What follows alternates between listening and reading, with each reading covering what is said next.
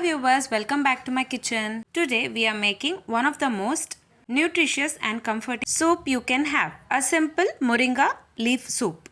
It's packed with minerals and vitamins and incredibly easy to prepare.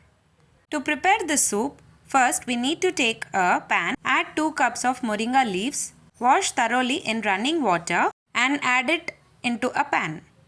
Later add 1 onion roughly chopped, 2 medium-sized tomato roughly chopped. On top of it add half spoon of pepper and 1 spoon of cumin seeds. Add required water and stir well.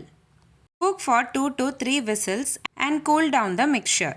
Now add the mixture to a blender and blend to a fine paste. Filter the mixture and transfer it to a bowl.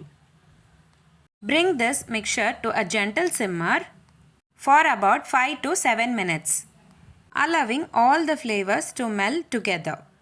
Season with salt to taste.